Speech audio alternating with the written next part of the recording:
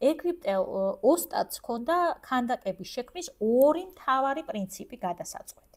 ეს იყო უნდა მაქსიმალურად მსგავსი ქანდაკება შექმნა და მეორე ასევე განზოგადებული ყოფილიყო მაქსიმალურად. ან თან მსგავსი და თან ძალიან განზოგადებული და სწორედ ამიტომ ფარაონების სახე წარმოდგენილია ღვთაებრივი სიმშვიდისა და სიდიადის და წონასწორობის ესეთი სინთეზი.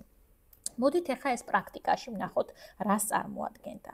ქანდაკების სტილისტური ნიშნებია მისი ფრონტალურობა, თითქმის ყველა ქანდაკება არის ფრონტალური და ვერტიკალურად არის მისი მთავარი ღერძის მიმართ წარმოდგენილი.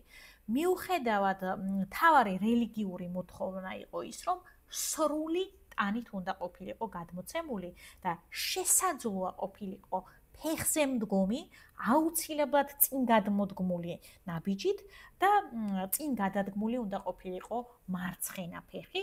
ამას წონასწორობის გადანაწილებაც ჰქონდა და საბერძნეთში მერე ეს ყველაფერი ვნახეთ ჩვენ როგორ სხვა სრულყოფილებაზე აიყვანეს და მეორე ეს იყო მჯდომარე ან მუხლმოდრეკილი გამოსახულება და მესამე წერლის ან გადამწერის პოზა. ძალიან მარტივია და ამას პრაქტიკაში გაჩვენებთ ყველაფერს და კა, ანუ მისი ორეული გამოხატავდა იეროგრიფს, რომელიც იდაყში მოხრილი აწეული ხელები იყო და ეს მის ორანტა მდგომარეობას ორეულს გამოხატავდა და ბა ეს იყო ადამიანის თავიანი ფრინველი, რომელიც ძალიან მისტიური არსება იყო.